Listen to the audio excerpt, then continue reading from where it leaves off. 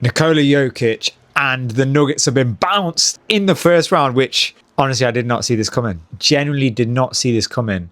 I thought in my playoff predictors, I think I had him going through in 5 or 6. And look, Rudy Gobert, man, fair play, fair fucking play. And it's mental if you think about it, because without Ant Edwards and without DiVincenzo, who are their 2 best players, and even when they went out, Dosunmu, I think that's how you say it, that guy went off, and even he was out last night. So they had 3 key players out, and I was like, there's no way they can go through. But McDaniels, and especially Shannon Jr., I did not know of this kid before.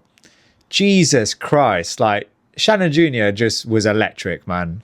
I did not see that coming. McDaniels got 32 points. Shannon Jr. got 24. But Shannon Jr. with just the impact and the explosiveness, it was absolutely amazing to see. But Rudy Gobert, man. Rudy Gobert. Obviously, Gobert got rebounds, but he got 8 assists. But what it was in this, I think, was the lack of Aaron Gordon. Because what he does when he plays for the Nuggets is he helps space out the floor a little bit, because he can knock back that 3 as well. But yeah, it just brings another dimension to this attacking force. Jokic is going to do what Jokic does. And Jamal Murray, I literally said it before the series. If you look at my playoff predictor that I did, he's a choker, man. He literally chokes all the time. Even when they won it, he played all right. Jokic obviously drove the team forward. But in this game, the issue is Jokic was just getting locked up by Rudy Gobert, and he wasn't able to get those shots off, where he loops it over on the perimeter of the threes. He just wasn't able to do that with as much freedom. And then on the defensive side, Jokic is crap defensively. And the Timberwolves just took advantage of it. Jokic, fair play to him after the game, was like, look, I didn't do enough. But he didn't throw Jamal Murray under the bus, which, yeah, I mean, he shouldn't have done that anyway. But yeah, he took it on himself. Look, fair play. He can't do it game in, game out. He has been doing it for the last 4 or 5 seasons. And yeah, I feel bad on him, man. He just needs a better supporting roster, I feel like. Jamal Murray, to me, is just not that guy. He's just not that guy. But this sets up a really intriguing matchup between Rudy Gobert and Wembanyama in the next round. Because, look, Shaq as well. I was listening to Inside the NBA. Shaq literally hates Gobert. He cannot never give Gobert props. I find that mental, man. And Charles Barkley, I loved it. He tried to coax it out of him. Shaq just didn't react, but you could tell he was pissed. But look, man, fair play. Timberwolves through in 6. And yeah, looking forward to the next round. Like I said, it's going to be intriguing. I still think Wemby will do it. I still think the Spurs will go through. But yeah, let's see. Now, the next game I want to talk about is the Celtics versus the Sixers, because I'm a Sixers fan.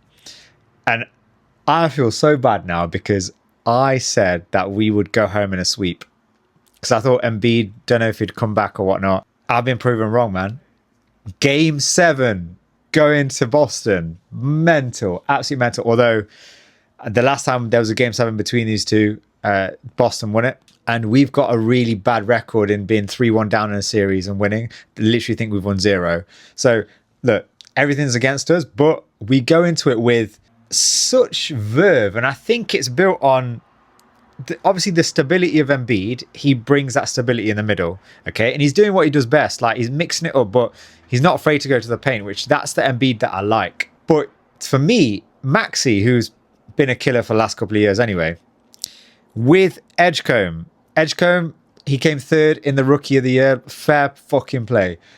This guy with Maxey, they have that explosiveness and that stringiness, elasticity. And I think that's really driving this team forward. On the transition, you've got 2, usually it's just Maxey who can do that. But now you've got Edgecombe coming through and he's fearless, man. And I think that youth and that exuberance is really what's driving this Philly team forward. And then on the other end, look, Jason Tatum's had ages out with a massive injury. And Jaylen Brown, who actually played really well in the regular season. The issue with the Celtics is, and this was a couple of years ago as well, they have this thing where they just want to shoot bare threes. I'm just why? Why? There's much more to your game, especially with those 2 supers. They are bona fide superstars. And it's if they can't put up threes, they're just bro, you've got so many other assets. Use them. And I feel as though if they want to, they can win this game 7. But look, obviously I'm rooting for the Sixers. I'm hoping we do it.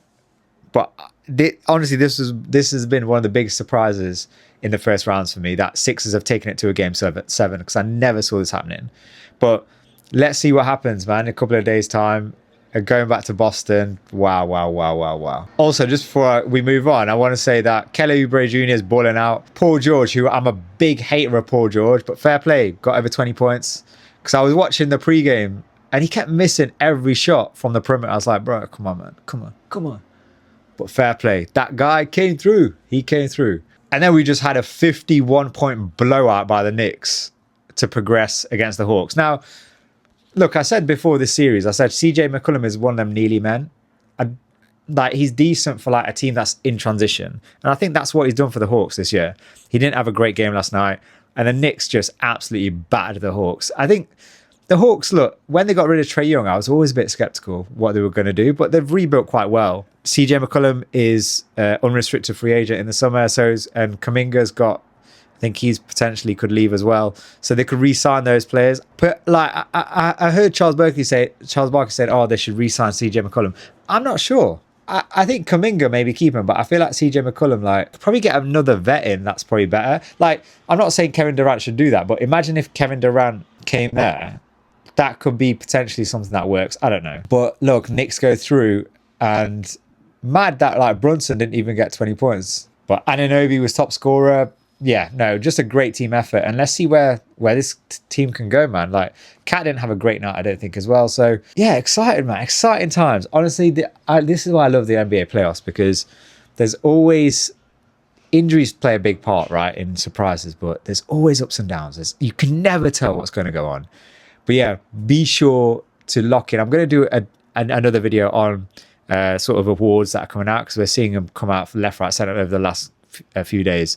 I really want to touch on the Cooper Flag Rookie of the Year. I want to do a video on him. But yeah, man, keep it locked. Remember to like, share, comment, subscribe, all that good stuff. We've got daily videos coming on this channel. So see you tomorrow. Peace.